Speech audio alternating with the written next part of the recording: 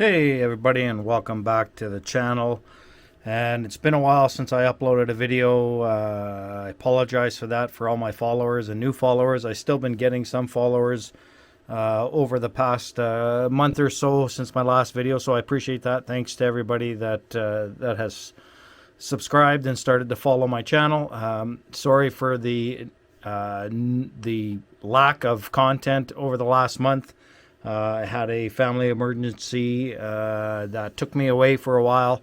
Unfortunately, we lost our mother, my mom, to cancer at the young age of 76. So I apologize for not being putting up any content, guys.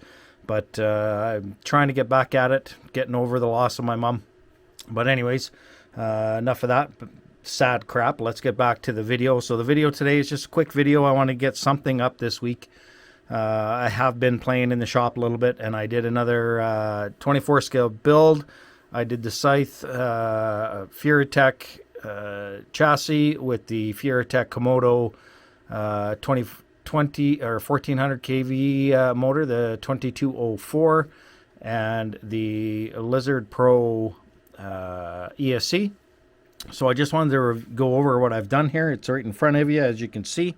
I'm pretty happy so far with the build. I did find one issue. I tried to get as many RC all-wheel drive parts into this build, and unfortunately, a lot of them were good, but not what I was looking for. For example, if you look at the... I've got this four-wheel steer. So this is a four-wheel steer system. And I put on brass knuckles on the front, and it's the stock axles. So the axles are the plastic stock. I do have the Endura blacked out. It's kind of hard for you guys to see that in there. Bear with me. It's been a while since I used this new DJI camera, so I'm trying to get it so that it focuses and everything for you guys better than my GoPro. So I did put on, like I said, the Endura diff covers on the front and the rear axle. So it is four-wheel steer, but it is the stock axle housings. No overdrive in it yet. I have ordered some overdrive gears for the front. I'm going 13 in the front and going to hold stock in the back and see how that works out. But if you look, I don't know if you guys can tell, these are brass front knuckles are from, it's called Details. I'll get the package here for you. So that's the company that my local hobby shop is getting SCX24 supplies in from. So hopefully that focuses, guys. So I put those on the front, and I had the RC all-wheel drive knuckles in the rear. But if you can see, I don't know if you guys can see, I'll try and get on top. They seem to be angling inwards, and I'm not sure if that's the knuckles or if it's the aluminum steering arm that I put on it. It's an Amazon bought steering arm on there. So I'm going to, unfortunately, I wanted this to be the RC all-wheel drive somewhat sponsored build. But unfortunately, they don't seem to be working. But I don't know if it's them or it's this arm. Up front, I have the Details version of that aluminum arm. And I checked the lengths when I put them together, and they're the same length. So I'm not sure why, if it's a bad machining or what happened here. But you can see, even if you look at they're towing inwards to the front, to this, like inwards here. They're towing inwards because of those knuckles, I think, or it's that steering arm. So my first thing I'm going to try and do is just change those steering knuckles, the brass knuckles, to the Details ones, which I just went and bought from the local hobby shop today to see if that is the issue. And if not, then this Amazon arm could be too short. But I did line it up with the front one when I installed them, and they were I'm pretty sure they were the same. So I didn't think that would be the issue. Yeah, so I'm going to do that. Other than that, we've got the Endura motor plate, skid plate. Endura high links. They are the Gladiator high links, so it's stretched out a little bit more. I've got the Amazon bought metal axles, same as I did on the other black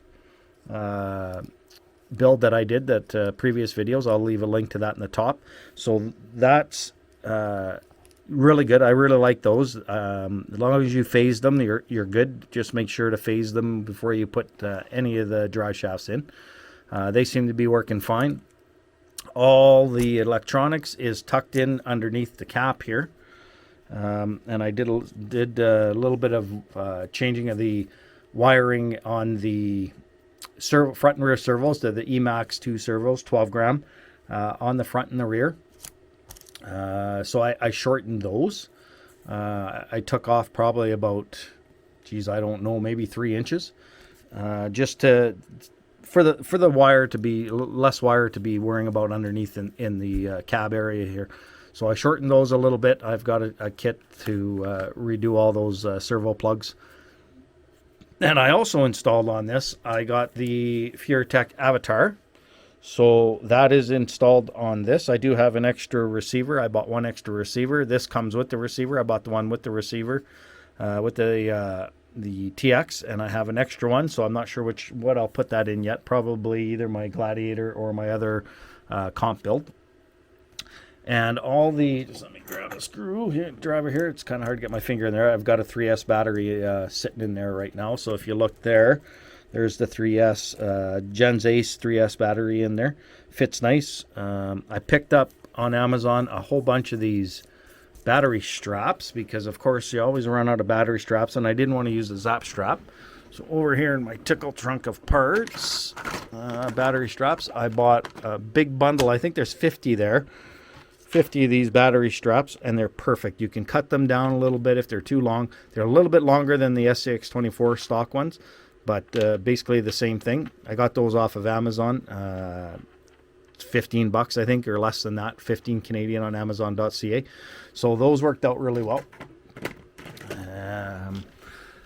So that's holding the battery in, and the battery fits in between those two rails in the back there, those 2 pins that hold on the electronics tray or the battery tray. It fits in there perfect. So I really like those Gens Ace 3S. I've got some here. I'll show you them. I really don't want to make this too long of a video. 10-15 minutes, guys. So I'm just kind of weeding through this. So yeah, so here's the 3S Gens Ace battery. It's 300 mAh, 11.1 volt, of course. It's a 3S, and it's the JST plug. So I really like those. I have 3 or 4 of them now. I think I got 4 of them now, maybe even 5. No, 4. I've got a whack of SCX24 batteries in there now, and I've got a battery tester in there. So this is all my SCX24 battery little lipo bag for all my SCX24 batteries. I got this one off Amazon. They said it was a 3S. It came in as a 2S. It's a JST. I haven't tried it out yet, but it's 700 mAh, and it's not a bad size. It's about the same length as a stock SCX24 battery, just a little thicker, right? Like double the thickness and a lot narrower. It's the same as the Gens Ace almost. But yeah, so it's a 2S. I was a little upset about that. I thought it was a 3S. That's what the advertisement was. I should have looked closer, but yeah, so there's all my batteries. So yeah, so that's basically the build. We'll get underneath and I'll show you how I did the electronics once I pop that cover off. Bear with me a sec. I'm holding on to the camera here too, guys. It's just hard to get it under there. There we go. So underneath is to the lid. I used servo tape. So you've got the ESC and the new Lizard ESC that I got with my combo. I got the combo with the Komodo motor, the ESC, and the Bluetooth. The Bluetooth is built in to the receiver for the Avatar. So that's a nice little touch. Now you don't have to use the Bluetooth module. It's built into the, you can see it right in there. It's built right into their receivers. So there's your receiver there. It's 4-channel. I've got both servos plugged in there, and the ESC. Whoop, this camera really kills me. The ESC is right on the other side. So they're just servo taped up there, and when everything is buttoned up and put away nicely, the wires, it does close. The battery wire always gets in my way, and I did put the JST battery. I think I'm going to shorten that. I'm waiting to get a kit of JST plugs, so I think I'm going to shorten one of these. Just because I've got the length from the battery one. I don't need the length from that one because there is a lot of extra wire in there. So then it just stays closed. So yeah, so all I got to do now is figure out this toe-in issue that I'm having in the back. But other than that, I really like the build. I like how I stretched it with the Gladiator. I did the same with the black one. It's the Gladiator Lynx, and it's the right length for me. I've got the Endura crawler tire, what do they call it, the Mud Terrain MTs on there. They do have a new one out. I posted it on my Instagram. Right now I can only get it from China, so I haven't ordered them yet. I'm hoping to see them from Endura Direct on Amazon instead of Endura Direct China. If it's Endura Direct, I guess it would be US. I get it like in 3-4 days. If I go from China, it's like 15 to 20 days. I might just order them anyways because they look pretty good. But I do like these. I'll give these a shot. We got the Endura beadlocks, and we've got extensions. We've got the hex extensions on there with the solid brass nuts. So far so good. I'm hoping to get this out. It's kind of gotten nice here, and the snow's kind of melting here in southern Alberta, so I'm hoping to get it into the rocks a little bit if the snow melts off it. We're +4 today, and see how it performs. But with the Avatar remote, you've got the crawler sequence in there that you can for your 4-wheel steer. You can select what you want to do with your 4-wheel steer. It's pretty cool. I'll go through that in another video. But yeah, so I just thought I'd give you a quick update on the channel, guys. I'm really sorry for, again, not putting any content up in the last little while. But like I said, I went through a pretty traumatic time here with the loss of my mom.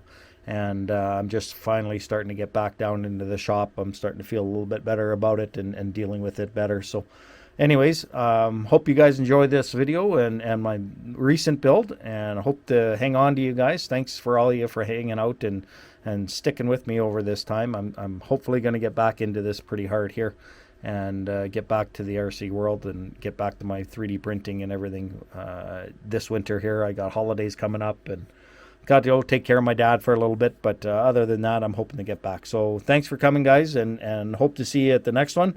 So we'll see you hopefully within a week or two. I'll do another video. Maybe we'll go through the Avatar on this and the follow-up to changing these knuckles out, if that was the issue, or if it's the steering link there that I might have to change out. I do have another details one, the same as I've got on the front, and they're nice and straight. So they're the same axles, so I would imagine, I don't know why that is so bad on the back. I'm assuming it's the knuckles. And if it is, then we'll get that fixed up right away because I've got a new set. So thanks again, guys, for watching, and everybody stay safe, and we'll see you at the next one. Cheers.